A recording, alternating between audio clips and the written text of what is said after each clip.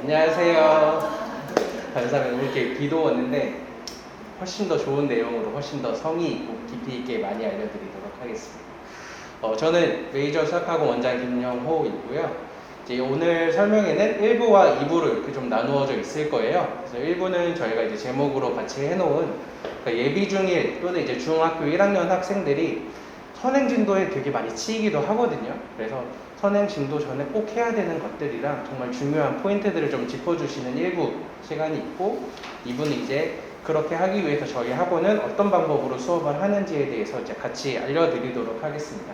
또 두 개 합쳐서 한 1시간 정도의 시간이 이제 걸릴 거고, 1부는 저희 이제 학원의 함승민 선생님께서 이제 해주실 건데, 되게 저희 학원 선생님 되게 엄청 까다롭게 뽑는데 좀 훌륭하신 분입니다. 함승민 선생님 소개해드릴게요.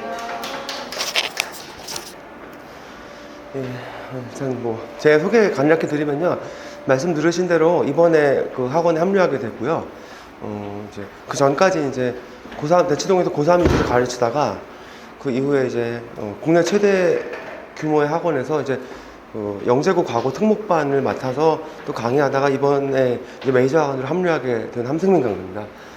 제가 이제 저에 대해서 약간 말씀 더 드리자면, 왜냐면 그 뒤에 설명드릴 내용하고 연결이 돼서요.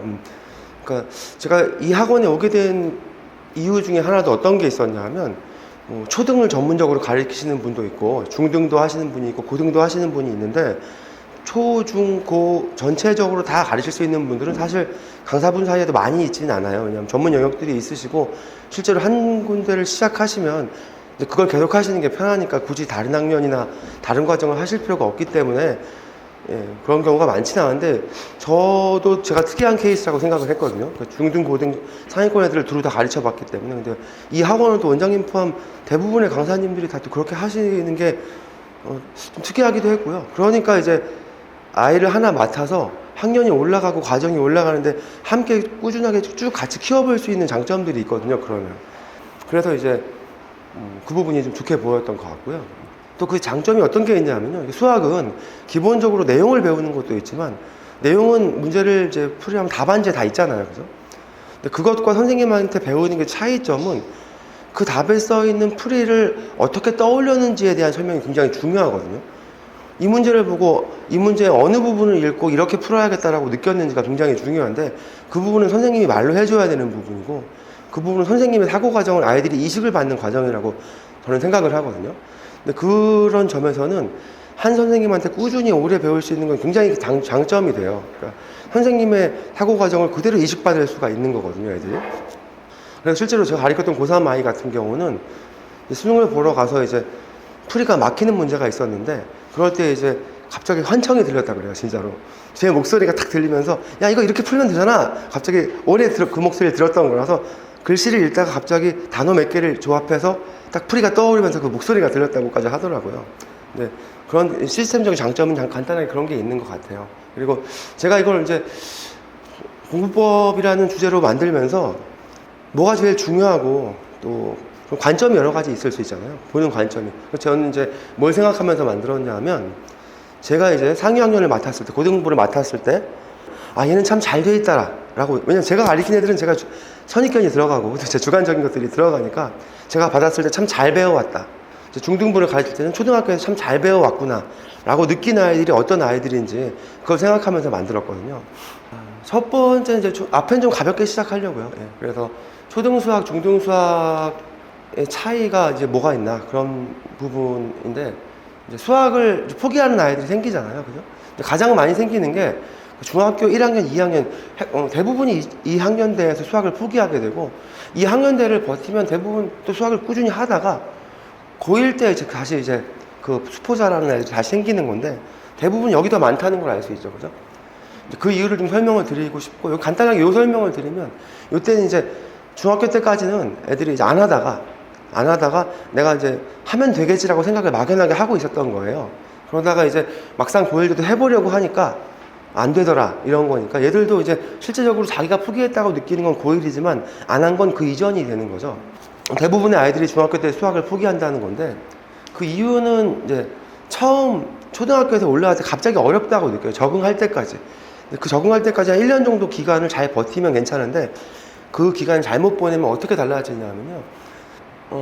초등학교에서 이제 직관적인 풀이를 선호하거든요. 그리고 문제 자체 과제도 하나밖에 없어요. 대부분. 그래서 그걸 이해하고 풀면 답이 나오고 그 설명도 거의 말로 하지 않아요. 한눈에 보일 수 있도록 왼쪽 그림처럼 설명이 되어 있는 경우가 많아요. 그래서 직관적인 풀이. 또 한 문제당 하나의 전달 목표가 있는 문제들이 대부분이고요. 근데 같은 걸 이제 중학교 스타일로 증명으로 표현하려고 하면 논리적인 서술하는 방법들이 들어간단 말이에요. 여기서 많은 아이들이 재미없다고 느끼고 내가 이때까지는 머리가 좋아서 딱 보면 풀렸는데 이제 안 풀리는구나 라고 느끼면서 이제 초등학교 때는 잘했는데 흥미가 떨어진다라는 아이들이 생기게 되는 거예요. 또 한 가지 추가해서 말씀을 드리자면 그 논리 구조와 수학적 지식들이 중등은 보통 이제 아주 어려운 문제라고 하면 3개에서 4개 정도 단계를 거치는 것 같아요. 한 서로 다른 단원에서 한 3개 정도의 지식이 조합이 되면 어려운 문제, 또 한 문제 내에서 뭐 풀이 과정에서 이제 중요한 핵심 포인트가 3개쯤 잡으면 굉장히 어려운 문제로 보고, 뭐 고등에서는 물론 이제 뭐 가장 어려운 문제 같은 경우는 한 6, 7단계까지도 이제 그 4점짜리 킬러 문제 같은 경우는 그렇게 가는 경우도 있는데, 그 3, 4가지의 풀이 과정과 지식들이 조합되는 과정에서 애들이 흥미를 잃게 되는 거예요. 그걸 이제 지도하는 사람이 그걸 알고 있으면 이건 자연스러운 거다 라고 아이한테 말해줄 수 있고, 딴 애들 다 하는데 너도 금방 익숙해질 거야 라고 말해주면 애들이 안심할 수 있거든요. 근데 갑자기 너무 어렵다고 느끼는데 아무도 이유를 모르면 그 이제 문제가 될 수 있는 거죠. 그래서 어려워하는 건 자연스러운 현상이다 뭐 이런 얘기이고요. 그럼 이제 잘 적응하고 중학교에 수학을 잘 하게 되려는 이제 공부 방법은 아직까지는 가벼운 얘기예요. 여기까지는. 일단 아이들이 태도를 바꿔야 되는데 그 본인이 인정을 해야 돼요. 먼저. 지금 내가 이제 점수가 안 나오거나 뭐 틀리는 것들이 자주 생기는데 이게 과연 내 실력인지 아니면 애들이 주장처럼 실수를 하는 건지. 이제 애들은 틀렸을 때 많이 실수라고 하거든요. 알았는데 틀렸다, 뭐 계산 틀렸다. 여기 써 있는 얘기들이 애들이 많이 하는 얘기인데 잘하는 아이들은 그걸 하지 않아요. 그죠? 똑같은 사람인데 잘하는 아이들은 안 하고 못하는 아이들은 실수를 한다는 건 사실 말이 안 되는 거잖아요. 그 실수 빈도는 다 비슷해야 맞는 건데 실제로는 많은 경우 변명일 때가 많고요. 그거 제외하면 이제 문제를 잘못 읽었다. 가능한 얘기죠. 그죠? 실제로 문제를 잘못 읽는 경우도 있긴 한데 그 문제를 많이 안 풀어봤다는 뜻일 수도 있고요. 그 다음에 이제 단순한 실수 있죠. 바른 것을 고르시는데 잘못된 걸 고른다든지 그런 경우는 성의 없게 풀었다 혹은 지식이 완전하지 않다는 뜻이에요. 왜냐하면 내가 이제 문제 잘못 읽고 맞는 것을 고르시는데 잘못된 걸 골랐다고 한다면 나머지 보기들을 이제 안 봤다는 얘기가 되는 거죠. 1번이 만약에 답이 1번 체크를 했다.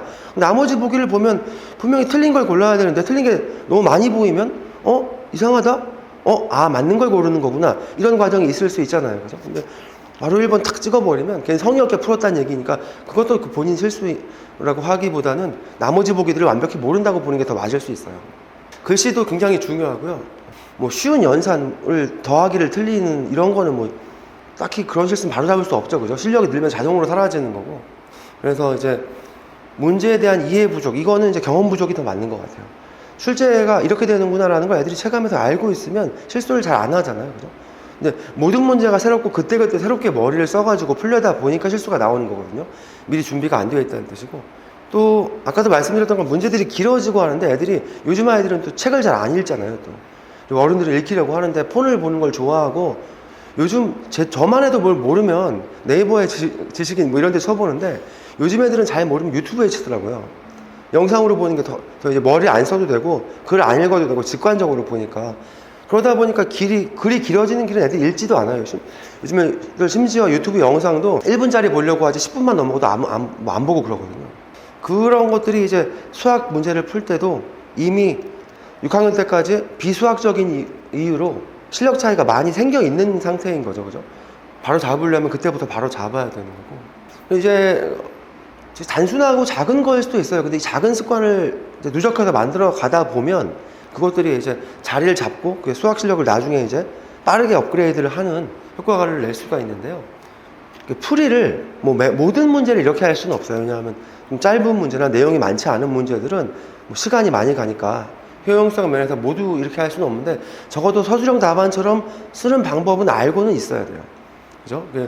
그리고 이제 답안지처럼 쓰려면 이제 중간 숫자 계산 같은 거 옆에 빈 연습장 같은 데 하고 여기다가 논리적인 답안만 이제 써서 연습을 하는 건데 뭐 그런 연습의 그 자료가 어디 있냐라고 생각할 수도 있지만 누구나 너무 많이 가지고 있어요. 그죠? 왜냐하면 각 문제집의 답지에 보면 전문가들이 논리적으로 모범 답안을 풀어놨잖아요. 그죠? 서술형 답안의 가장 모범 답안이 답지에 다 있기 때문에 답지처럼 쓰는 연습을 그래도 가끔씩이라도 할 수 있게 해놓으면 그 논리적 답을 쓰는데 도움이 되고요. 실제로 아까 말씀드린 것처럼 뭐 고3 킬러 문제 같은 경우는 풀이 과정이 A4 용지 한 장을 가득 채우고 뒤로 넘어가는 것들도 있단 말이에요, 실제로.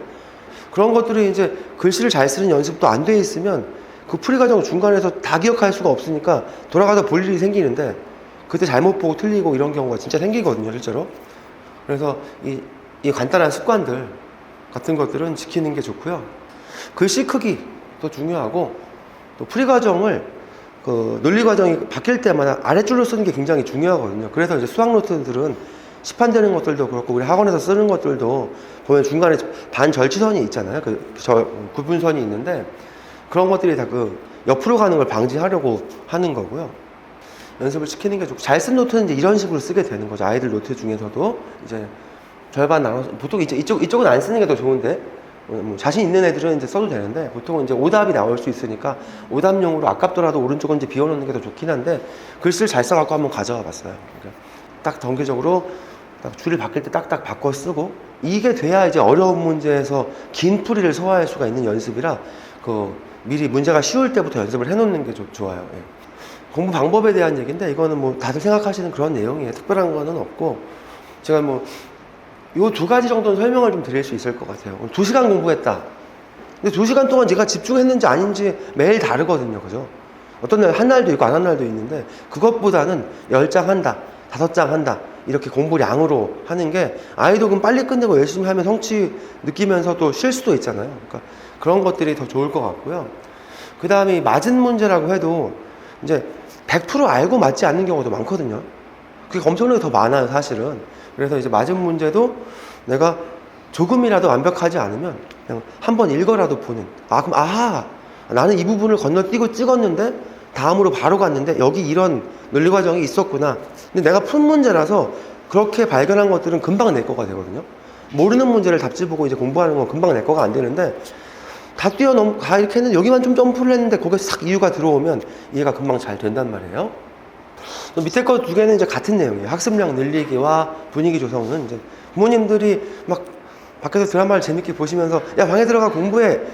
공부 좀 잘 안 되잖아요, 그죠? 그래서 이제 자연스럽게 TV 끄시고 애들 잘 때까지라도 뭐 TV를 방으로 옮기신다든지 뭐 방법들은 다양하게 있을 것 같아요. 자, 여기서부터가 제가 뭐 중요하게 하고 싶은 얘기고 어머님들 실제로 이 부분이 궁금하셔서 오신 걸 건데요. 뭐 이건 여기 제 개인적 주관적 견해일 수도 있지만 저는 중학교 과정 동안의 학습 목표는 정말 단순하게 생각해요. 이거 하나라고 생각하거든요. 그러니까 모든 것들은 여기 초점을 맞추고 답을 거꾸로 구해나가면 정답이 명확해진다고 저는 생각을 해요. 왜 고1 내신 1등급이냐, 고2, 3 때는 공부 중요하지 않다 이런 얘기가 아니라 뭐 다음 장에 나오는 자료도 있지만 구체적인 목표를 설정하고 공부를 하는 게 좋고요. 실제로 고1을 잘 보내면 애들이 고3까지 무난하게 잘 가거든요. 그래서 그 중간 과정에 앞으로 제가 말씀드리는 모든 것들은 다 고1 내신 1등급을 만드는 거에 초점을 맞추고 역순으로 답을 찾았다는 걸 미리 말씀을 드릴게요. 자, 여기 이제 신문 기사인데요. 신문 기사에 보시면 입학할 때 3, 4등급이면 그냥 우리가 생각하는 보통 애들이에요. 그러니까 1등급이 4%, 2등급 11% 이렇게 누적되어 가기 때문에 3, 4등급이면 그냥 아예 공부 노은 애도 아니고 아주 뛰어난 애도 아니고 그냥 일반적인 평균적인 아이들이거든요. 그런 아이들 중에서 등급을 한 단계라도 올린 애가 100명에 8명. 그리고 1등급으로 오른 사람은 저 대상자가 1144명이라는데 단 한 명도 없다는 거예요. 그러니까 고등학교 1학년 때 올라가서 내가 받은 성적에서 떨어지는 경우는 많지만 거기서 올라가서 1등급까지 올라간다? 없다는 거죠. 그죠? 우리가 뭐 할 수 있다고 생각하는 아이들은 많거든요. 선생님 제가 안 해도 그렇지 하면 잘해요. 그런 말은 굉장히 많이 들어봤는데요. 실제로 그런 아이는 없다는 게 이제 통계로 나와 있는 거라 여기서 목표를 잡는 게 현실적인 목표가 되겠죠. 그죠? 이게 왜 그러냐 하면요. 우리 아이는 이제 안 하다가 맘 잡고 열심히 했다. 뭐 신문에 나오고 뭐 TV에 한 명씩 나오는데 걔들은 1000명도 아니고 10,000명, 10만 명 중에 한 명이 그런 경우가 있는 거고 원래 공부하던 아이들이 고등학교 가서 대부분 뭐 사춘기를 늦게 겪고 심하게 겪는 그런 경우가 아니라면 하던 습관이 잘 되어 있으면 더 많이 할 수 있겠죠. 그죠? 안 하던 아이가 하던 습관도 안 돼 있는데 격차를 줄인다는 건 현실적으로는 완전 불가능한 얘기라는 거죠. 그럼 필수적으로 선행을 해갖고 고1 때 잘하도록 만들어 놓는 게 저희 목표라고 했잖아요. 그죠? 근데 그러면 이제 뭐 선행을 어떻게 해야 되나? 그 목표도 단순해지는 거죠. 그죠? 고등학교 가서 1등급 받을 실력을 중3 때까지 완성하고 보내면 되는 거예요. 아주 간단한 거거든요. 거기에 모든 걸 다 맞추면 되거든요. 왜냐하면 고등학교 1학년이 되면 얘가 수학만 하는 게 아니에요. 타 과목도 해야 되고 내신 말고도 뭐 기타 과목 내신도 챙겨야 되고 학교 생활도 해야 되고 학교 갔다 와야 되고 뭐 학원도 다니고 굉장히 바빠요, 애들이. 그때도 마찬가지. 좀 전하고 같은 이유로 그때 수학적 격차를 줄인다는 게 현실적으로 어렵거든요. 저만 하는 게 아니고 다 같이 하기 때문에 제가 애들한테 맨날 말하는 게 적어도 고1 동안은 너네가 뭘 배운다는 느낌으로 수학하면 안 된다. 너네가 이미 다 알고 있는 걸 안 하면 까먹으니까 반복하는 거다. 그런 느낌이고 문제집이고 뭐고 이제 안 본 문제집이 새 걸 사는 게 아니다. 했던 거 반복하고 안 까먹고 실력을 올려야 되는 상황이 아니라 지금 실력을 유지하는 상황을 만들어야 너희가 1등급 받고 잘할 수 있다. 이렇게 늘 얘기를 하거든요. 그러니까 말씀드린 대로 1등급 실력을 만드는 게 굉장히 중요하다고 저는 생각을 해요. 그러니까 그 기준은 되게 명확해요. 제가 정하는 게 아니에요. 그죠? 그 아이들이 저한테 충분히 배워서 이제 처음 진도나갈 때는 아니겠지만 중3 정도 돼가지고 이제 심화 단계를 마무리하면서 고등학교 문제를 풀려보면 되죠. 그죠? 대부분 모의고사 같은 거 등급 컷이 있고 학교 시험 문제도 이제 저희가 이제 같이 내신을 했던 학교 시험지 같은 경우는 등급 컷이나 애들 그때 이제 난이도를 알고 있으니까 그 점수 나오나 안 나오나 아주 간단하게 확인할 수 있거든요.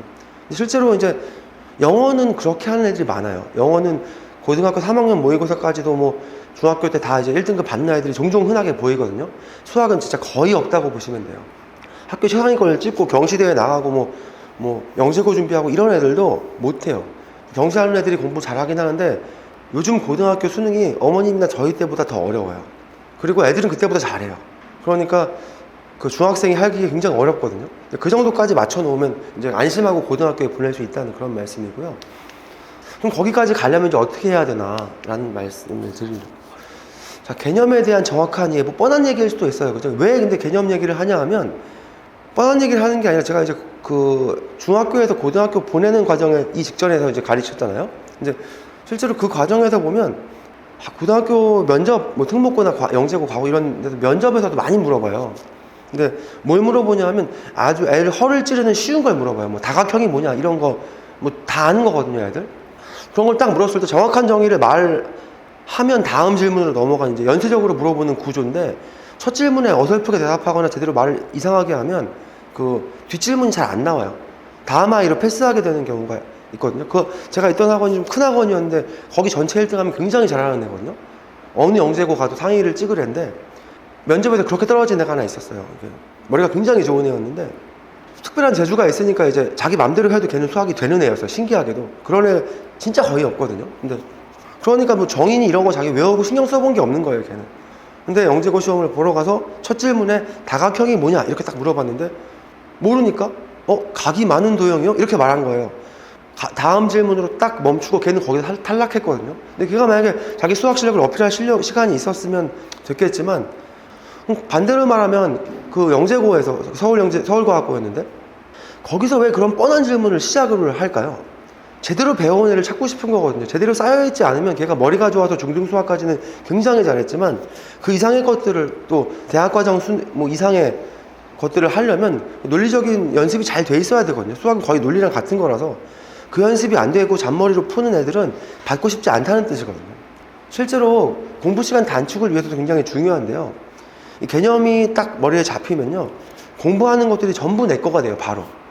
근데 만약에 이 단계를 뛰어넘고 유형으로 공부를 시작하면 그렇게 하는 경우 많거든요. 그렇게 하면은 이제 각각의 유형을 전부 이제 묶어줄 나무 줄기 같은 게 없는 거죠. 그러니까 이걸 전부 다 외워야 내 거가 되거든요. 그래서 처음엔 돌아가는 것 같아도 정확히 잡고 가는 게 장기적으로 실력을 완성한다는 측면에서 보면 시간이 더 적게 걸린다고 확신을 하거든요. 제대로 이게 학습이 된 애들은 이런 것들이 가능해지거든요. 제가 가르쳤던 애들한테 이제 단원 끝나고 배운 다음에 종이에 한번 써봐라. 잘 안 보이실 텐데 이건 이제 함수 수학 하를 이제 배우고 이 아마 중2였을 거예요. 잘하는 아이였는데 함수가 뭔지 적어봐라 했더니 이렇게 종이 한 장을 A4를 다 채울 수 있어요. 그리고 제가 봐도 그걸 반애를 다 시켰는데 잘하는 애를 뽑아온 건데 여기 보면 그 단원에 나오는 함수의 핵심적인 것들은 다 나와 있어요. 그 다음 것도 이제 같이 쓴 애들 좀 잘하는 애가 하나 있어갖고 이건 수열을 써봐라 했더니 수열에 대해 쭉 적었는데 마치 단원 보고 목차를 보고 쓴 것처럼 다 쓸 수 있거든요. 이렇게 되면은 얘는 수학을 못 할 수가 없어요. 이게 뭐 굳이 이걸 일부러 목차를 외우게는 안 시키잖아요, 저희가. 근데 만약에 가능하다면 전 그거라도 시키고 싶을 정도로 효과가 좋더라고요. 이러면 얘는 무슨 문제를 딱 받으면요, 못 풀면 자기가 이제 배우고 여기 어딘가에 폴더에 자기가 저장을 해요, 딱. 그럼 다음번에 꺼내면 되거든요. 저희가 만약에 뭐 인터넷에서 자료를 다운받는데 폴더 정리를 안 하고 막 다운받으면 며칠 있으면 어딘지 모르잖아요, 그죠? 똑같은 이치예요. 폴더를 정확하게 만들고 거기다 끼워 넣기 때문에 한 번 배운 문제를 자기 걸로 만드는 게 굉장히 빨라지더라고요. 그래서 이제 뭐 추상적인 개념 얘기가 아니라 공부 시간을 단축하기 위한 그 효율적인 방법으로서의 개념의 이해를 강조하는 거고요. 그래서 근데 학원에서는 이렇게 방법이 있어요. 이제 선생님들이 목이 아프면 돼요. 그죠? 뭐 할 때마다 얘기를 하는 거예요. 처음부터 얘기를 하는 거예요. 애들 다 알고 있고 애들이 뻔하다고 느껴도 그건 이제 들으면 아는 거지 자기가 말할 수는 없거든요. 진짜 귀에 박히도록 들으면 말할 수도 있게 돼요. 그죠? 근데 애들한테 할 게 많으니까 이제 문제 풀고 새 거 받아들이기도 바쁘니까 배웠던 거에 대한 복습은 선생님이 계속 시켜주는 거죠. 그 나올 때마다 아 이건 뭐였지? 이렇게 하는 거지? 이거지? 이렇게 계속 들으면 얘도 뭐 따로 이걸 외우거나 하진 않았거든요. 듣다 보니까 할 수 있게 되는 것들이고 그 다음에는 반복 복습인데요. 복습이 굉장히 중요한데 의외로 예습보다 선행보다 중요도를 잘못 생각하는 경우가 너무 많거든요. 뭐 예를 들어 수상에 있는 문제를 애가 지금 배워서 푼단 말이에요. 뭐 중학교 1학년인데 그 지금 배웠으니까 푸는 거지 아직 자기 거 아니거든요. 그거 곧 다음 과정을 배우면 또 까먹게 돼요. 그래서 반만 남아도 잘하는 애거든요. 그런데도 불구하고 어디까지 배웠고 이런 걸로 경쟁하려고 하지 뭐 차라리 뭐 몇 번 받고 이것도 이런 간단한 숫자 노름이라도 이 경쟁이라도 안 하는 것 같더라고요. 이 경쟁이라도 의미가 나름 있는데 어디까지 배웠니 경쟁은 있는데 5번 봤다 4번 봤다 경쟁은 제가 많이 못 봤거든요. 근데 그게 훨씬 더 중요한 거죠. 그죠? 아는 게 중요한 거니까. 배우는 건 사실 제대로 배운 애들은 새 과정 배우는 거 2달이면 되거든요. 그러니까 이제 반복의 중요성, 특히 중요한 게 최상위권이에요. 제 기준에서 생각할 때는 머리가 아주 나쁘거나 뭐 그런 경우가 아니면 열심히 하면 다 2등급은 받는 것 같더라고요. 꾸준히 성실하게 살면. 그리고 거기서 조금 더 열심히 하거나 애가 수학적 센스가 좀 있으면 1등급은 받더라고요. 근데 저희가 뭐 지금 등급을 가르긴 하지만 현행 입시가 등급제는 아니잖아요. 원점수로 하는 거니까 수학 4점 차이면 혹은 뭐 4점짜리 2문제 8점 차이면 뭐 서울대 같은 경우 가산 비율도 있으니까 그 8점 차이가 아니거든요. 내신 등급 한두 개를 충분히 커버하고 남는 차이인데 만점을 받으려면 실수 하나도 있으면 안 되는 거고, 그죠? 그리고 아까 말씀드렸듯이 그 만점을 걸러내는 종류의 문제들은 풀이가 굉장히 길어요. 그래서 그 중간 과정 하나라도 놓치면 안 되는데 그러려면 그 긴 풀이에도 익숙해져야 되고 그 낮게 그 구성하는 단계들도 정확히 알아야 되는데 그게 정확히 알아야 된다는 게 무슨 말이냐. 이거 좀 수학적인 얘기라 어려우실 수도 있는데요. 굉장히 긴 문제를 풀 때는요. 한 번 잘못돼서 답이 안 나오면 다시 풀어야 되잖아요. 그죠? 다시 풀 때 시간이 너무 오래 걸려요. 그러니까 단계적으로 그 어디 한 군데라도 이제 내가 이제 좀 점프한 것 같다. 논리적으로 약하다라는 부분이 하나 생기면 그 결과적으로 오답을 만드는데 오답인 걸 깨닫고 다시 돌아가려고 하면 이 단계 중 어디서부터 출발해야 되는지를 못 찾아내거든요. 그러니까 시간이 굉장히 한 문제 풀 때 2-30분 날리고 흔한 일이에요. 그러니까 이게 아는 건 정확하게 알면 내가 중간에 잘못 풀었어도 아 여기까지는 확실해. 여기서부터 이런 식이 가능해지는 거거든요. 반복의 중요성은 뭐 여러 가지로 더 강조해도 지나치지 않을 것 같고요. 반복이 중요하다는 거 과학적으로도 이렇게 나와 있잖아요. 그죠? 그래서 이게 망각곡선이라고 사람이 어떤 것들을 까먹는 것들을 시간, 기억이 남아있는 양 이렇게 비교해서 그래프로 그린 건데요. 지금 저희의 목표는 이거예요. 지금 진짜 내 거가 되는 순간 이제 안 까먹는 거죠. 왜? 저도 갑자기 이렇게 애들 다른 과목 뭐 시험 때 얘기하는 걸 들으면 제 머릿속에 이게 있는지 몰랐는데 애들이 말하는 걸 들으면 아 그거 하면서 막 생소한 단어가 제 입에서 나오거든요. 막 뭐 메소포타미아 어쩌고 막 지금은 쓰지도 않고 듣지도 않은 얘기가 제 머릿속에 있어요. 그건 이제 장기 기억이 된 거예요. 이제 제가 그때 열심히 공부를 한 거죠. 몇 번 복습을 한 거죠. 그죠? 그래서 근데 이게 뭐 당연히 맞는 말인 건 누구나 동의하실 거고, 그런데 이제 기술적으로 접근해야 될 부분도 있어요. 왜냐하면 그럼 오늘 4번을 봤다. 그럼 4번 본 거냐라는 거죠. 그건 아니거든요. 하루에 같은 문제 4번 풀었으면 그러면 장기 기억으로 넘어간다고 표를 잘못 해석할 수 있잖아요. 근데 여기 보면 일정 텀이 있어요. 잊을만 할 때 다시 보고, 잊을만 할 때 다시 보고, 이렇게 해서 체득을 시키는 거거든요. 그래서 일정 텀을 두고 반복하고, 까먹게 만들고 다시 반복하고, 이런 기술적인 접근도 그 효율적으로 장기 플랜을 짤 때는 굉장히 도움이 되는 내용이라고 생각을 해요. 그래서 뭐 이 실험 결과 때문에 제가 일부러 그런 건 아닌데, 어쩌다 보니까 저도 제 그 어떤 시간표 계획표에 4번 정도를 짜게 돼요. 그러니까 처음에 배울 때, 그 다음에 유형학습 정도를 체득시킬 때, 그 다음에 시판되는 그 시중 교재에서 심화 문제집이라고 불리는 것들을 풀 때, 그리고는 이제 학교 내신에 어떤 게 나와도 소화시킬 수 있을 만큼 이제 그 실전이라고 하는데, 뭐 모의고사 레벨의 문제들을 다시 돌리는 이 4번의 과정으로 보통 학습이 되던데, 여기도 4번의 과정으로 설명하고 있어갖고 저도 신기하네라고 생각했던 기억이 나네요. 예. 그래서 보통은 이제 이건 예시예요. 아이들마다 다르고, 저희 학원의 또 장점이 개별학습이잖아요. 그러니까 이거는 제가 생각하는 어떤, 저도 초등학교에서 잘 받았고, 또 애들도 잘 가졌을 때 이상적인 어떤 타임테이블이라고 보면 되는데요. 쭉 나열한 건데, 제가 이제 적어놓은 타임테이블은 약간 이제 2가지 특징이 있는데요. 첫 번째는 저는 이제 선생님들마다 저희 학원도 다른데, 저 같은 경우는 이제 단계별로 수업하지 않거든요. 이제 1-1, 1-2로 안 가고, 1-1하고 2-1로 가고, 3-1로 가고, 도형 파트는 몰아서 하고, 약간 저는 그런 편인데, 그건 저희 학원의 뭐 공통된 입장은 아니고 제 방식인데요.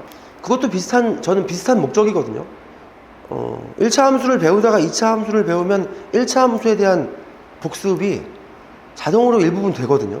의식하지 않아도.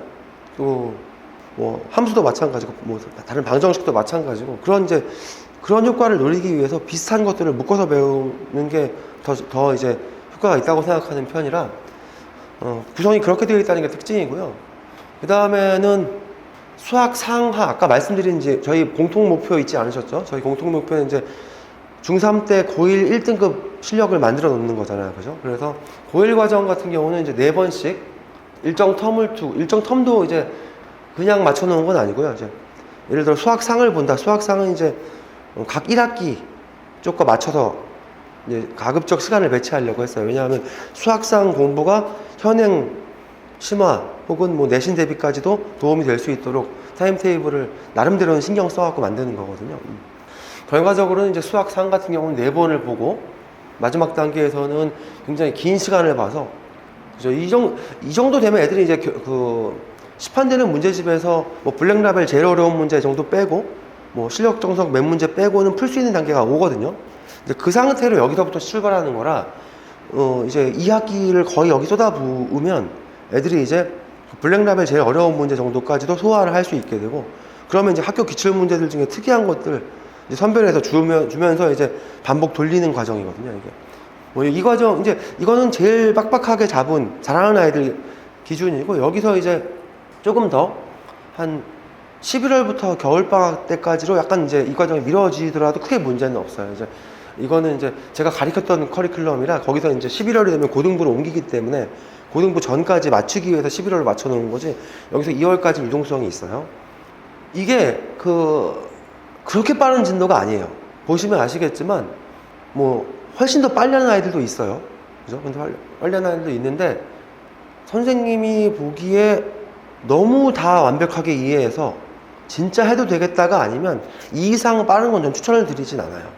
왜냐하면 그게 이제 어린 아이들도 배워서 풀 수는 있거든요. 다 배워서 풀 수 있어요. 진도 나가는 건 오히려 굉장히 쉬워요. 왜냐하면 이렇게 하는 거야, 그 설명을 선생님이 쉽게 말해주기 때문에, 거기서 이제 100% 이해를 못해도 문제 풀이 방법은 흡수해서 문제를 풀 수는 있는데, 그게 아이들은 참 금방 잘하는데, 키가 크는 건 보이지만 머리가 크는 건 안 보이잖아요. 근데 저희는 맨날 이제 다른 학년의 아이들을 가르치니까 아이들마다 평균적으로 받아들이는 양이 정말 많이 달라요. 키가 다른 것처럼 정말 눈에 보이거든요. 그러니까 개념까지도 이해시키려면 어느 정도는 학년에 맞춰서 가르치는 게 필요해요. 그러니까 이건 그래도 괜찮게 하는 아이들은 잘 시키면 이 정도는 따라오더라라는 거예요. 그리고 또 특이한 점은 뭐냐면 여기 기초경시론이라고 되어 있는 게 있는데 요거 이제 뒤에도 다시 한번 말씀드릴 기회가 있겠지만 경시 관련된 것들도 요즘엔 유행이 좀 지나긴 했는데 옛날에는 이제 중학교 올라가면서 상위권은 무조건 경시를 해야 된다 말아야 된다 뭐 그런 게 많이 있었는데요. 일단은 영재고 지망이 요즘에 그렇게 인기가 많은 게 아니고 또 영재고에서도 경시 타이틀 뭐 금상 옛날에는 뭐 그런 입상을 하면 거의 다 가능했거든요. 그 전형이 있었는데 그런 것도 이제 거의 없고 그 교회 입상 실적 자체를 못 쓰게 되기 때문에 그런 것도 그런 면에서도 별 필요가 없고 또 더 중요한 건 뭐냐면 저희의 목표는 아까 같은 거잖아요. 지금 고1 내신 1등급이잖아요. 경시 수학에서 많은 영역은 교과 과정하고 동떨어진 게 많거든요. 그러니까 이걸 같은 수학이라고 생각해서 이거 잘하면 도움 되겠지 막연한 게 아니라 저희가 고3 때 수능 1등급 만점을 받기 위해서 공부할 양과 그 심화의 수준도 낮지가 않아요. 근데 물리적으로 애들이 이걸 다 할 수 있는 건 아니면 선택적으로 해야 되는데 그 선택적인 면에서 같은 아이를 고등학교 심화까지를 시킨 아이와 그걸 덜 시키고 경시에 시간을 투자한 아이가 실제로 수능을 봤을 때 그게 차이가 많이 난다는 거죠. 효율적으로 쓰는 거가 더 중요하니까요. 뭐 예를 들어 영재고 애들은 수학 굉장히 걔들은 이 얘기는 나중에 너무 많이 길어지니까요. 네. 근데 기초 경시 이론은 뭐냐 하면요. 그러면 이제 아예 쓸데없다는 건 아니고 발췌해서 필요한 부분을 쓸 수 있다는 거거든요.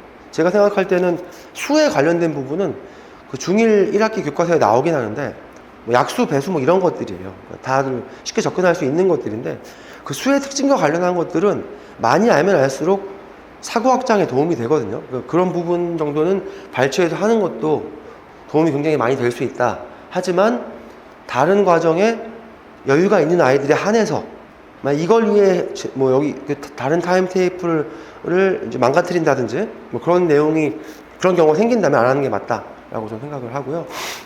다음 얘기로 넘어갈게요. 이건 이제 왜냐하면 케이스 바이 케이스이기 때문에 이렇게 되면 가장 이상적으로 좋다라는 정도예요. 그러려면 이미 적어도 지금 뭐 졸업하기 전까지 3-1 중등과정 정도는 끝내놔야 되니까 현실적으로는 이건 한 4학년 정도부터 그 수학 공부를 시작한 아이들의 얘기겠죠. 워낙 요즘엔 또 4학년 때 수학 시키는 경우가 굉장히 많아요. 그래서 그 기준에서 애들이 많이 넘어오기 때문에 말씀드리는 거고.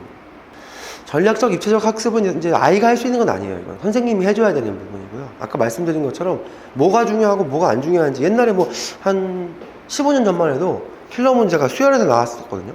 근데 지금은 다 함수에서 나온단 말이에요. 그러니까 그런 것들이 이제 바뀌면 선생님도 바뀌어야 되고 또 그 이전 단계를 가르치는 어떤 무게 배분도 달라져야 되는 거니까 이건 선생님이 알려줘야 되는 부분이라고 생각을 해요. 그래서 우리 에너지를 모으는 거죠. 이제 모아서 첫 번째 목표인 고1 1등급, 두 번째 목표인 수능 만점인데요.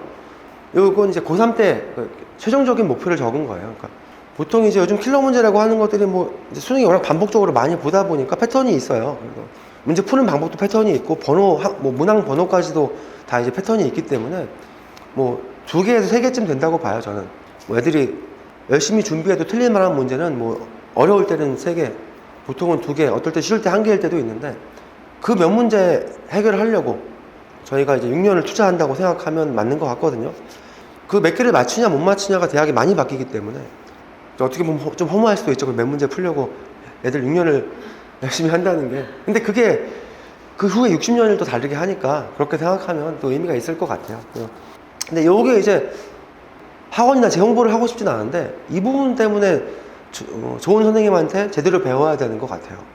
그래서 뭐 플랫하게 다 가르쳐 준다거나 아니 뒷과정을 왜 저 이제 가끔 이제 잘못 배우는 애가 되게 똑똑한데 열심히 해서 시험도 점수 나오는데 약간 뭔가 아쉬운 경우가 종종 있거든요. 근데 그런 경우는 뭐냐 하면 그 선생님이 뒷과정을 잘 모르시는 거예요. 제가 볼 때 그런 느낌 받았거든요.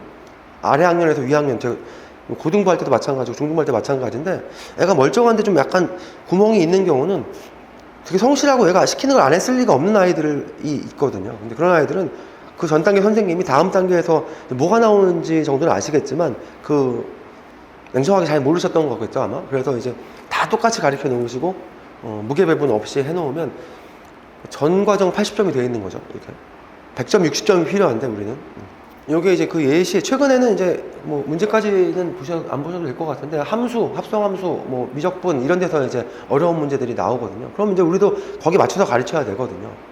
거기 맞춰서 이제 깊이 있게 가르칠 부분은 그런 부분이고 그런 이런 걸 이제 어린애들을 가르치더라도 아래 학년에서도 근데 그 학년 선생님들은 그런 거 잘 안 보시겠죠 아마 뭐 중등부 하시는 분이 곧 수능 기출 보실 분은 뭐 많지 않을 것 같으니까 근데 이제 다 봐가면서 하는 게 좋을 것 같다 저는 이런 생각이에요. 입체적이고 에너지를 모아서 할 수 있다는 얘기고요.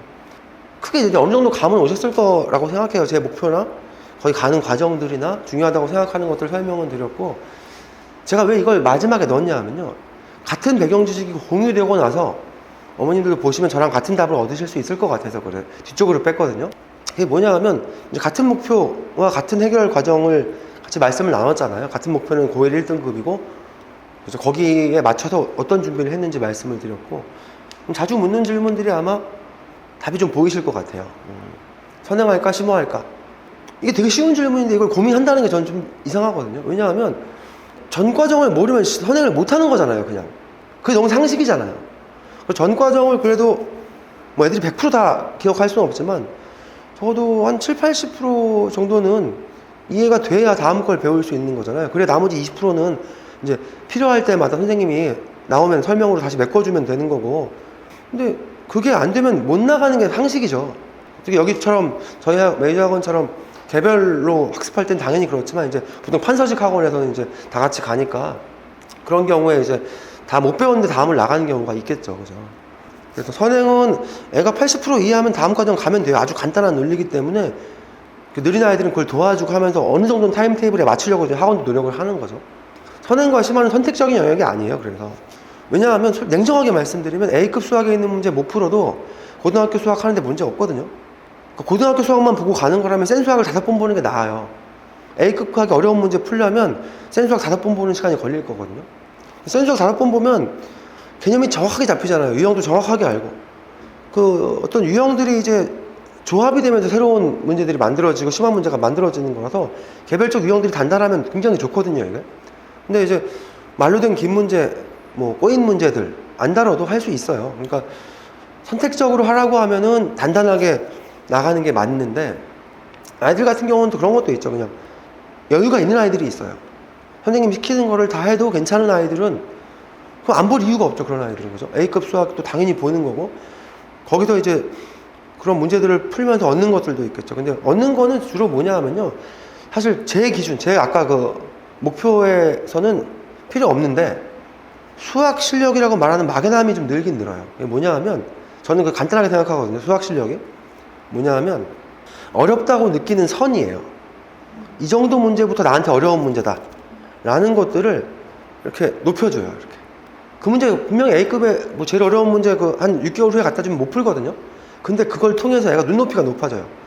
아, 이 정도 할 수 있는 거, 이건 어려운 거, 그 기준을 올려줄 수 있어요.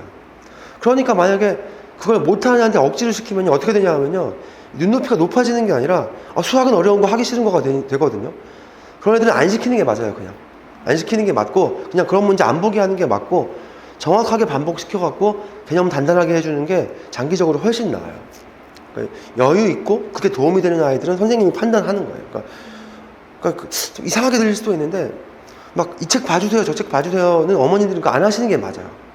선생님이 뭐 좀 어려운 책 보기 싫어갖고 자기가 공부하기 싫어서 그런 정도의 불신이면 그 학원을 안 가는 게 맞는 거고 그게 아니라면은 얘는 이거 하면 안 좋을 것 같아요. 그럼 진짜 안 좋은 거예요. 버거운 건데 남들이 다 A급 보니까 보고 싶고 남들이 다 뭐 미적분 하니까 하고 싶은데요.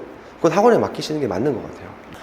정시도 약간 이제 철진한 화두이긴 하지만 자주 또 한동안 많이 물어보셔가지고 아까 말씀드린 대로요.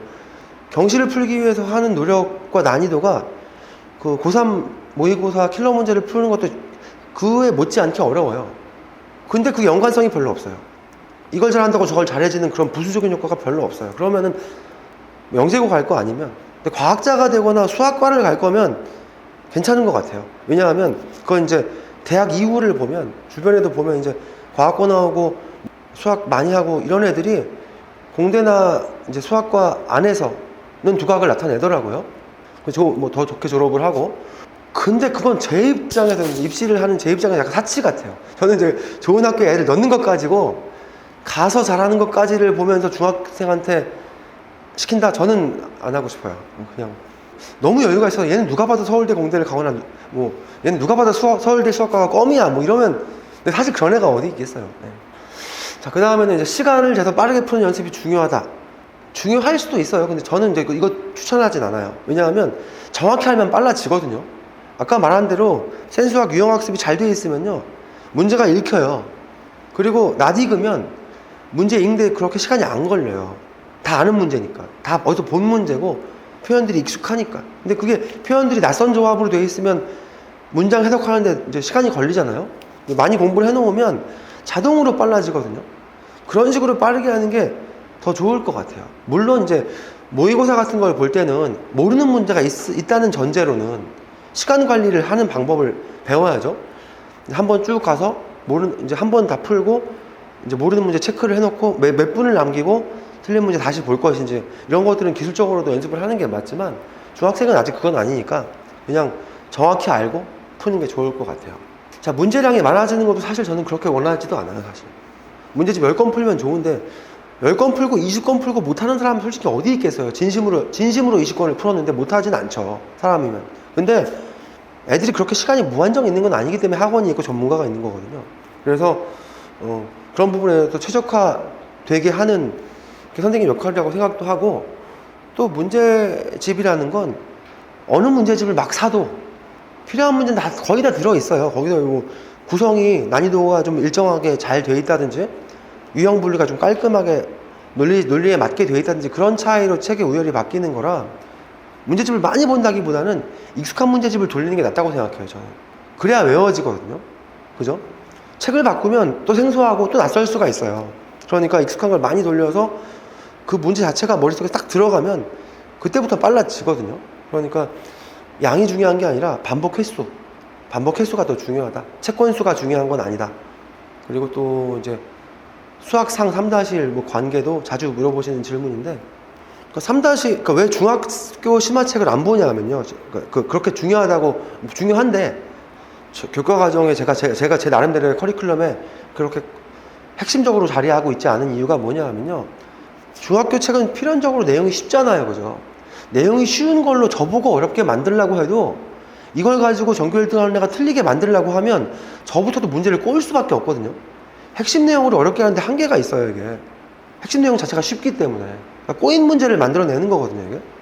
꼬인 문제들은 필수적인 게 아니고, 그 다음에 나머지 반 정도는 또 어떤 문제가 심한 문제냐 하면 상위 학년의 내용을 가져다가 쓰는 문제가 심한 문제예요.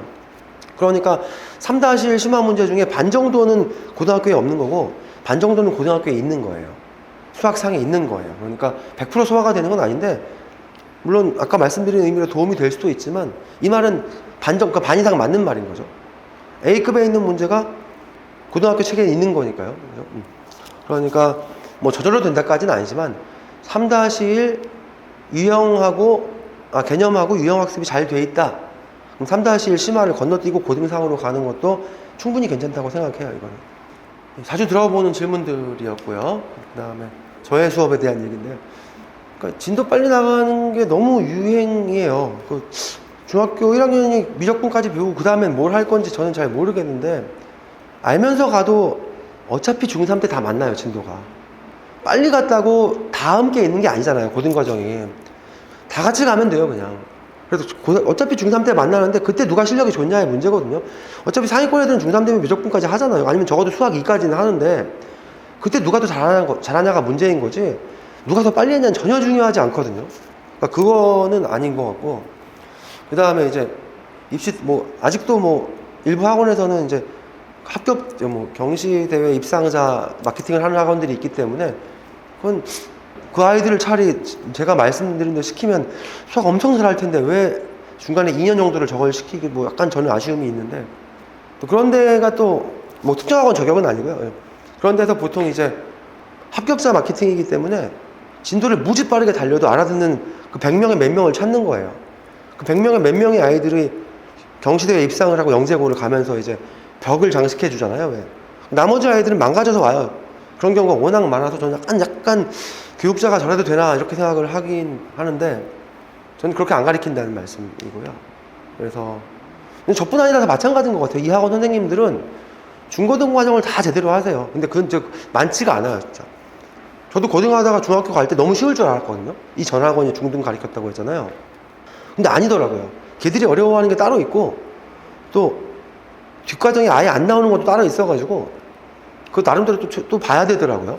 그래서 쭉 키워본 경험이 있다. 그래서 얘들이 지금 1년 후에, 2년 후에, 3년 후에, 5년 후에 어떻게 클지 예상을 할 수 있다는 거죠. 그리고 그 장기적인 로드맵을 가지고 교육을 할 수 있다는 거고요. 그게 가능하고 전 과정을 알고 있으니까 그 무게 배분을 할 수가 있어요. 그리고 그 결과로 대치동에 있을 때는 고3 전담 거의 했었는데 엄청 많이 보냈어요. 그냥 서울대 뭐 이런 많이 보냈고요. 여기 안 적었는데 또 영재고, 과고, 특목고 이런 것도 엄청 많이 보냈거든요. 그러니까 어떻게 키우고 어느 정도 수준이면 지금 잘하고 있다 저 정확하게 알아요. 뭐 얘가 중학교 2학년인데 이 정도 한다. 아, 얘 얼만큼 가겠구나. 얘 목표는 이거니까 지금 부족하다. 이런 부분 정확하게 계산할 수가 있거든요. 그건 쭉 키워본 사람만 할 수 있는 거라 그런 부분에서 이제 저도 뭐 이 학원 많은 분들이 그런 것 같아요. 근데 그런 경우가 사실 저도 이제 이번에 이제 이 학원에 오면서 몇 군데 봤는데 거의 없어요. 그런 선생님 찾기는 솔직히 거의 없는 것 같더라고요. 예. 자, 그래서 제가 하고 싶은 말씀 다 드렸는데 제가 시간을 조금 많이 썼어요. 근데 그래도 이제 다 뭐 필요한 말씀이었다고 생각하고요. 예. 또 궁금한 거 있으시면 예, 또 말씀해 주시면 좋을 것 같아요. 예. 그 전에 대형 학원에 있었다고 했는데 네네. 판서식이었어요? 아니면 여기처럼 개별식이었어요? 판서식이었어요. 판서식. 근데 판서식인데 이제 그 정원이 많지는 않았어가지고 개별적으로 또 보긴 하는데 기본 메인 진도는 칠판에 같이 나가고요. 뭐 개별적으로 도와줘봐야 아이들마다 문제집을 달리하는 정도? 그 정도로는 도와줄 수 있었는데 기본적으로는 판서식이었어요. 예. 제가 지금 가장 학원 선택할 때 네. 가장 고민되는 게 판서식이냐 개별 진도식이냐거든요. 제가 정확히 말씀드릴게요. 보통은 판서식 선생님들이 보통은 개별 진도가 당연히 좋은데 못 보내는 이유는 간단해요. 개별 진도 학원 선생님들이 죄송한 말씀이지만 잘 못하시는 경우가 많아서 그래요. 전 그렇게 생각해요.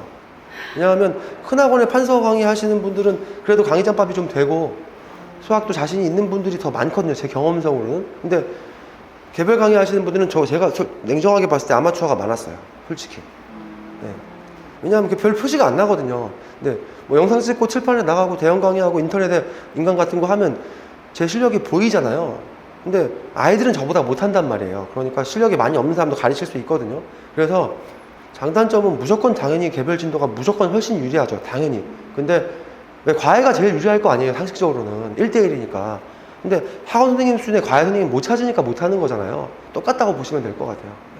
그러니까 지금 이제 답이 나와서 대치동도 그렇고 이쪽도 그렇고 다 이제 실력 있는 선생님들한테 개별 수업 받는 걸로 학원 유형이 굉장히 많이 바뀌고 있죠. 지금 판서식은 한계가 있고 과외는 선생님 찾기가 어렵잖아요. 그러니까 이제 지금 저희 학원 정도 인원수면은 이제 과외하는 것처럼 자기가 하고 싶은 공부량을 그날 할 수가 있어요. 그게 구조적으로 이해가 안 가실 수도 있는데 1대1이라고 더 많이 배우지 않거든요. 왜냐하면 1대1 과외를 해도 제가 2시간 동안 말을 하는 건 아니에요.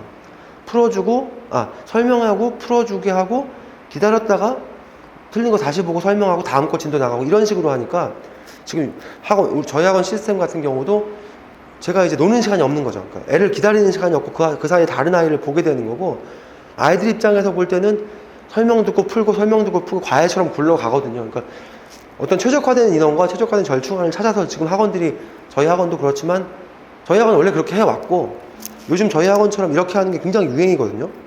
그래서 그런 학원들이 생겨가고 있는 건데 메이저는 그 전부터 그렇게 쭉 해왔다고 저는 알고 있어요. 하나에게 할당되는 시간이 예. 아무래도 좀 깊이도 덜할 것 같고 시간도 좀 짧아질 것 같고 6명 정도가 냉정하게 1대1보단 덜 하겠지만 그래도 그날 배울 거 충분히 배울 것 같아요. 그리고 1대1 과외는 2시간 하는 거잖아요. 근데 장단점 비교하면 수업 시간에서도 이제 아까 말씀드린 대로 애들이 실제로는 충분히 많이 배워요. 이제 그날 나가야 될 진도가 한 단원, 두 단원 뭐 정해놓으면 애들이 소화할 수 있는 만큼 충분히 배워요. 왜냐하면 배우면 이제 풀러가는 시간이 있잖아요. 그게 로테이션이 자연스럽게 되기 때문에 애들 입장에 충분히 설명 듣고 배워요. 그리고 실제로도.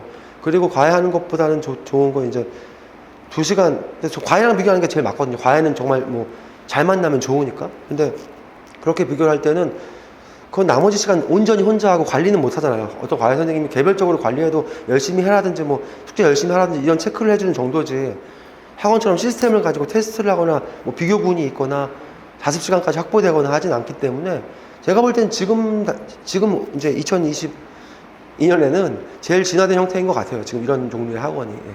저는 질문이 네네. 아이가 진짜 수학에 관심 있어가지고 이렇게 선생님 수업들 쫙쫙 가면 너무 좋겠지만 그렇지는 않고 그냥 보통의 아이인데 이제 선생님께서 내준 숙제 같은 걸 집에서 이제 막 하기 싫어하고 어떤 거는 너무 어려워 그냥 패스 이렇게 하는데 그런 걸 그냥 놔둬야 될지 아니면 이제 선생님하고 나중에 이게 차차 뭔가 조정이 돼서 되겠지. 제가 모니터에서 야 조금만 더 생각해보면 안 돼. 이런 식으로 뭔가 이렇게 간섭을 해서 이런 걸 해줘야 될지 그 부분이 제일 저는 그거는 제가 생각하기에는 애가 몇 살인지가 더 중요한 것 같아요. 몇 살인데요?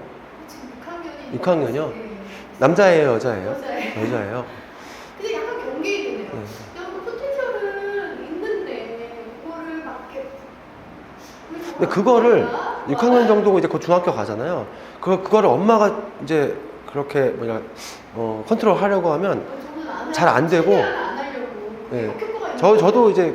그렇더라고요. 그러니까 안 되고 엄마랑 싸우게 되고 오히려 안 좋고 그냥 학원에 그런 거는 가르치는 사람한테 맡기시는 게 나을 것 같아요. 엄마는 그냥 어머니가 아시는 거를 전달해 주시고 선생님이 그걸 컨트롤하게 하는 게 애들 선생님을 더 어려워하기도 하고 어머니랑 엄마는 또 엄마잖아요. 그 편하고 좋은 사람이어야 되잖아요. 애들 앞으로 힘들게 살 건데 이제 몇 년을.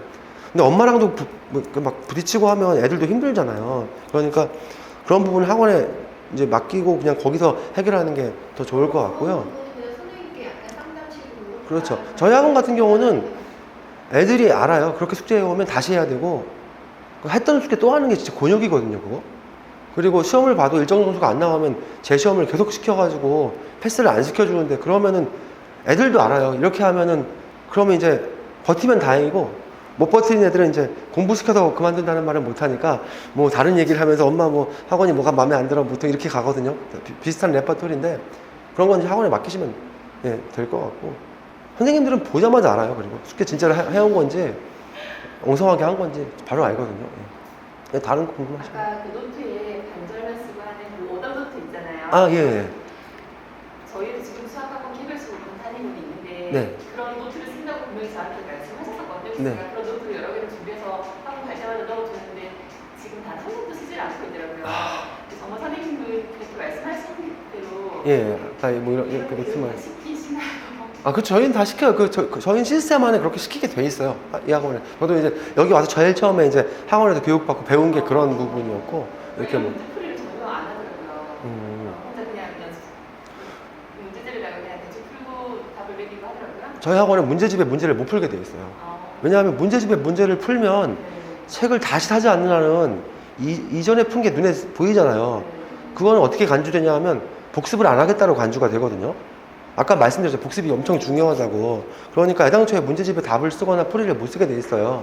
그래서 풀이를 다 이렇게 써야 되진 않아요. 쉬운 문제도 있으니까 그냥 쓸 때도 있는데 기본적으로는 문제집에 답을 못 쓰게 돼 있어요. 그러니까 그런 거는 없는 것 같고. 문제풀이를 예. 하도록 예. 하시는 거죠? 예, 그쵸, 당연히. 그리고 학원 노트가 아니더라도 애들은 기본적으로 백지 노트는 안 쓰는 게 좋아요. 줄 노트에 풀려야지 백지 노트에 푼 애들은 삐뚤삐뚤 해주고 그냥 안 좋거든요. 이쪽에 숙제용이나 이런 게 있고 백지 같은 건 연산용으로 옆에 하나 놓으면 모를까. 아까 끄적끄적 푸는 거 있잖아요. 숫자가 더하기 빼기 같은 거. 기본적인 풀이는 다 여기다 하게 돼 있고 숙제 검사도 그렇게 하거든요. 일상적으로 저뿐 아니라 우리 학원의 모든 분들이 쓴다고 생각하시면 맞아요. 예. 저 너무 길게 했는데 긴 시간 말씀드려서 감사하고요. 이제 원장님이 학원 시스템이나 이런 거 설명해 주실 겁니다. 수고하셨습니다. 너무 잘 들으셨죠? 저희 선생님 뽑기 정말 되게 엄청 깐깐하게 뽑거든요. 진짜 오랜만에도 진짜 수십 명 봤는데 제일 좋으셔서 진짜 당장 바로 같이 하자고 이렇게 저희가 엄청 구애해서 어렵게 모신 분이에요. 그래서 빨리 끝내도록 하겠습니다. 저 이제 2부에서 학원 시스템에 대해서 좀 알려드릴 거고요. 간략하게 저희 소개를 저 고대 수학과 나와서 졸업하면서부터 계속 수학만 계속 많이 가르쳤어요. 뭐 강동도 처음부터 시작해서 강동, 송파, 분당에서 좀 오래 쭉 하다가 이제 여기 반포 온 지 한 2년 정도 돼서 학원에서 계속 원장으로 같이 학원도 하고 학생도 계속 같이 수업을 하고 있습니다. 이 부분은 저희 학원 안내문의 첫 번째 장에 나와 있는 부분인데 되게 저희 학원 안내문 제가 정말 심혈을 기울여서 한 글자 한 글자 만들었거든요. 근데 이렇게 설명할 때 이렇게 가져다 드리면 잘 안 보시더라고요. 그래서 너무 속상해서 같이 한번 좀 적어놨어요. 그래서 저희는 이제 대표 원장님 서울대 출신으로 같이 하고 그다음에 쭉 같이 정말 훌륭한 대부분 다 스카이 출신이고 지금은 여기 반포도 다 스카이 출신 선생님들밖에 없어요. 그래서 이렇게 실력 있는 선생님들로 꼭 잘 되어 있는 수학 전문 학원이고요. 그다음에 저희 학원의 이제 아이덴티티처럼 빡센 수학 학원이에요. 학생들이 되게 진짜 힘들다라는 얘기가 되게 많이 나오는 학원이기도 하고요. 그다음에 개별 맞춤 관리 1대1 과외식으로 수업을 하고 그다음에 마지막 테스트를 되게 많이 보면서 측정을 하고 그 데이터를 가지고 객관적으로 관리하는 학원입니다. 한번 꼭 집에 가셔라도 꼭 한번 읽어보셨으면 좋을 것 같아요. 그래서 저희가 생각하는 교육 철학 같은 경우를 같이 좀 적어놨습니다.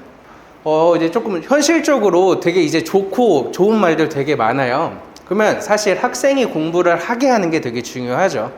공부를 하게 하려면 동기부여가 정말 되어야 됩니다. 어머님들은 학습 동기부여 학생들한테 어떻게 좀 해주시나요?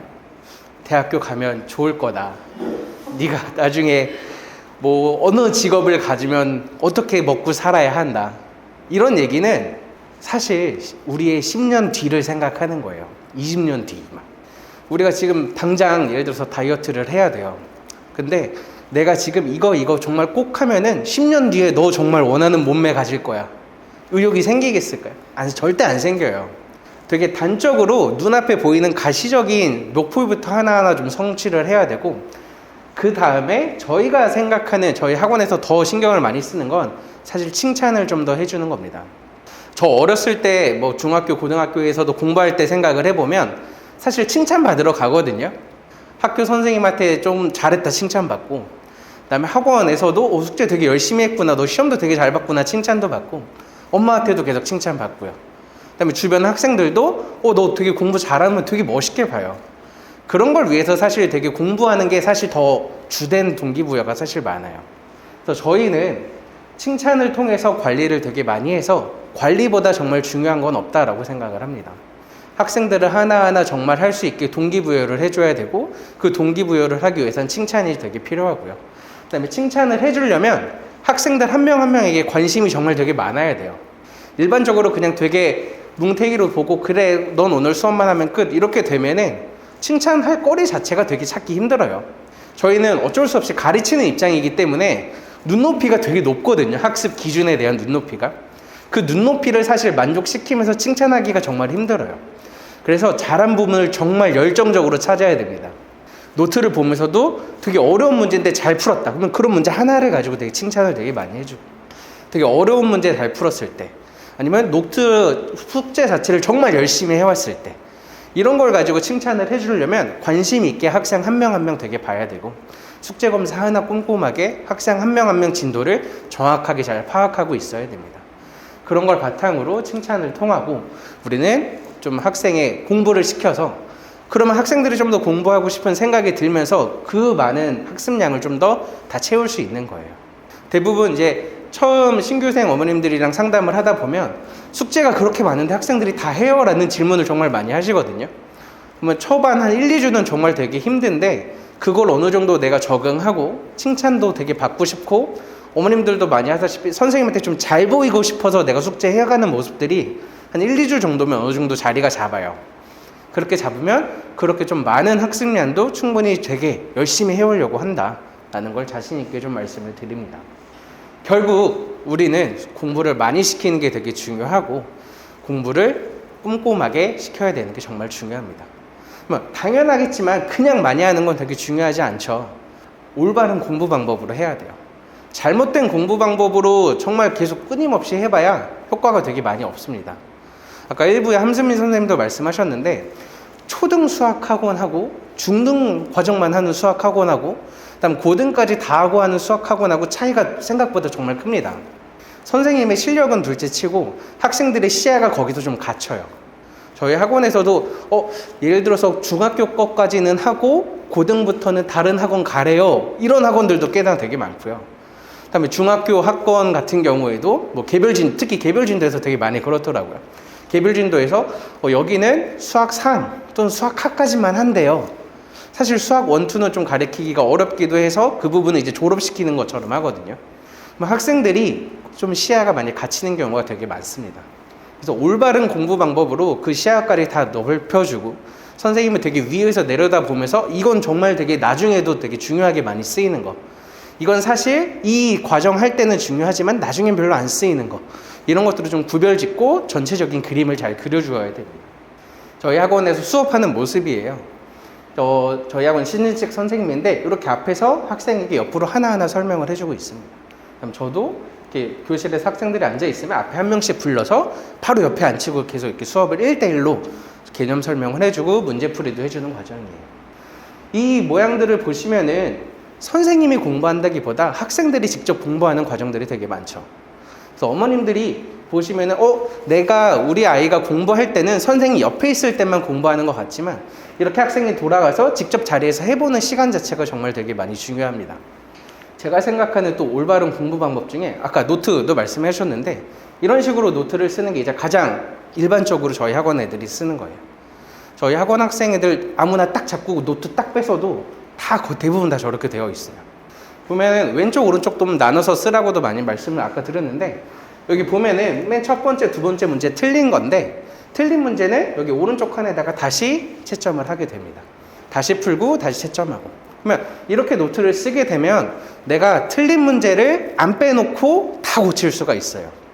사실 선생님들도 제가 이걸 되게 열심히 생각을 많이 해본 건데 오답을 빠지지 않고 다 하는 게 정말 중요하거든요.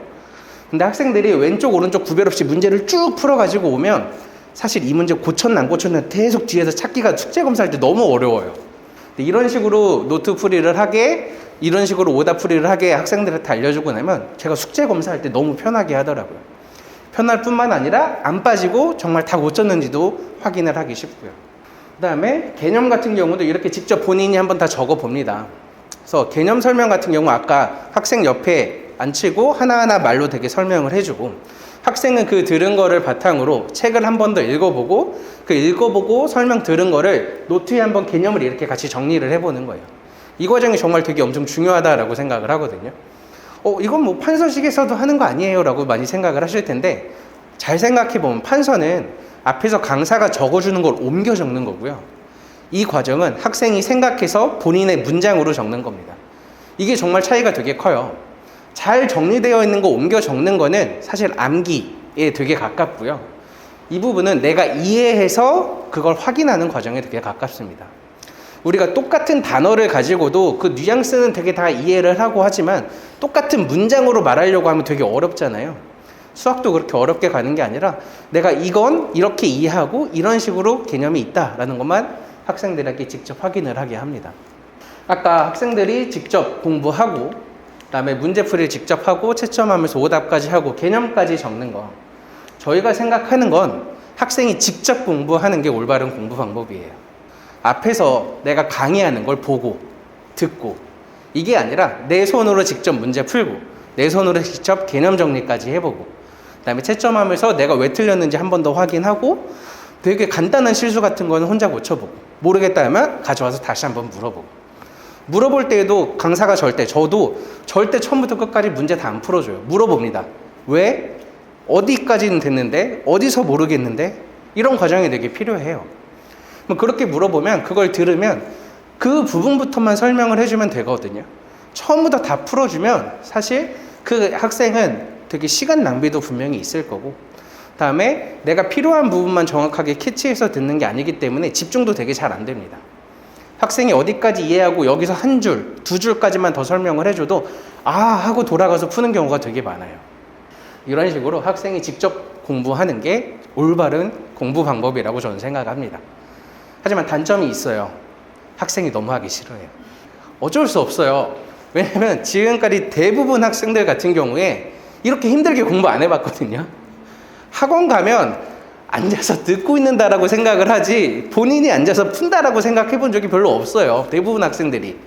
근데 그런 생각을 가지고 그냥 학원 가서 내가 뭐 시간 어느 정도 잘 보고 듣고 그럼 들으면 다 이해한 것 같으니까 그다음에 문제도 예제 풀어주는 거 그대로 풀어보고 이런 공부만 하다가 이렇게 직접 본인이 하려고 하는 공부를 해보면 정말 되게 엄청 힘들어해요. 그래서 학생들이 정말 되게 힘들어한 만큼 앞에서 말했던 동기부여를 충분히 되게 많이 시켜줘서 그럼에도 꾸준히 좀 더 잘 할 수 있게 만드는 게 정말 중요하고요. 다음에 성취도가 본인 스스로 내가 훨씬 더 나아졌구나라는 걸 느끼면 그 다음부터는 훨씬 수월합니다. 그래서 제가 생각하는 올바른 공부 방법은 직접 공부를 하게 하는 게 정말 중요하다라고 생각하고요. 다음 아까 말씀드렸는데 관리보다 중요한 건 없다라고 생각을 해요. 자, 물론 학원이라는 거는 전 두 가지로 구성되어 있다라고 생각하는데요. 티칭과 코칭 두 가지가 있다라고 생각해요. 티칭, 학생에게 내용 자체를 정말 잘 설명을 하는 거고, 코칭은 전반적인 계획이랑 관리까지 다 할 수 있느냐가 되게 중요한데 두 가지가 정말 다 중요합니다. 앞에서의 티칭 방법이었다면 여기서 이제 코칭 방법인데 저희는 이 부분에 말을 되게 많이 공감하고 있어요. 피터 드러커라는 경영학자인데요. 이런 말을 했어요. 측정할 수 없으면 관리할 수 없다. 여기서 되게 중요한 말은 측정이에요. 관리를 하려면 측정이 먼저 우선되어야 된다. 관리를 하려면 측정이 우선돼야 되고 측정은 테스트에서부터 가능하다라고 저는 생각을 합니다. 이 학생이 현재 실력을 정확하게 파악하는 방법은 시험이고 그 시험을 통해서 이 학생의 현재 실력을 파악하고 그에 비해서 지금 제일 필요한 과정을 학생들한테 해주는 게 진정한 1대1 수업이라고 저는 생각을 해요. 그냥 오늘 1단원 했으니까 내일 2단원, 2단원 했으니까 3단원 학생별로 다르게 하고 있으니까 개별 수업 이게 아니라 이 학생에게 지금 제일 필요한 건 뭐지? 지금 1단원을 하더라도 숙제 퀄리티가 좀 낮네? 테스트 점수도 되게 낮네? 그럼 2단원을 한 번 더 시켜줘야 되겠다. 이렇게 어떤 걸 계속 해야 되는지를 꾸준히 생각해야 되는 과정이 정말 중요하다고 생각합니다. 그래서 저희 학원은 테스트를 정말 중요하게 생각하고 테스트를 많이 풀리고 있어요. 저희 학원은 기본적인 테스트들인데 정말 되게 많아요. 그때그때 학생의 뭐 실력, 단원, 그다음에 수준에 따라서 여러 가지 있고 문제집 베이스, 뭐 교과서 베이스, 모의고사 베이스 되게 많아서 담임 선생님이 파악하기에 지금 제일 해야 되는 과정을 풀리고 있습니다. 테스트 점수는 객관적인 점수고 이 객관적인 점수가 학교 시험 점수와 연결이 됩니다. 그래서 이 부분이 정말 되게 중요하게 많이 풀려요. 초등학생이나 이제 중학교 1학년 같은 경우 저희 학부모님들이 저희 학원 수업이 2시간 반 수업, 2시간 반 테스트로 이루어져 있다 보니까 테스트 시간에 좀 숙제하게 해주면 안 되냐, 테스트 시간 좀 일찍 보내주면 안 되냐라고 하시는데 사실 권장해드리지 않아요. 이 부분까지가 있어야지 앞에 수업에서 퀄리티 있게 훨씬 더 수업을 할 수 있는 거거든요. 그래서 정말 힘들어하면은 뭐 한 테스트 한 뒤에 30분, 뭐 1시간 정도의 숙제 시간으로 잠깐 바꿔줄 수도 있지만 그것도 단기적으로 기간을 정해놓고 일반적으로 일찍 귀가하거나 테스트 안 보는 경우는 절대 추천드리지 않습니다. 그래서 테스트는 이렇게 풀고 당연하게 끝이 아니겠지만 숙제 오답처럼 오답을 하나하나 다 해요. 그래서 저희가 직접적으로 이렇게 오답 페이퍼라 그래서 틀린 문제들 번호까지 적고 다 풀리는 것까지 좀 확인을 하고 있습니다. 그래서 저희 학원의 수업 같은 경우는 이제 이렇게 3명이서 지금 현재 수업을 하고 있어요. 저, 그 다음에 신지식 선생님, 함승민 선생님 이렇게 3명이서 수업을 하고 있고 3분 다 고등학교 이과까지 다 수업이 당연하게 가능합니다. 다음에 뭐 미국 커리 같은 수업도 당연히 계속 다 개별 맞춤으로 다 가능하게 수업을 하고 있고요. 저희는 시중에 있는 모든 교재를 다 가능하게 합니다. 그래서 저희가 먼저 어머님들하고 처음 상담을 할 때 좀 희망하시는 교재가 있는지 한 번 더 여쭤보기도 하고 그다음에 그 교재가 학생의 실력에 맞다면 언제든 그 교재로 해서 수업이 가능하고요.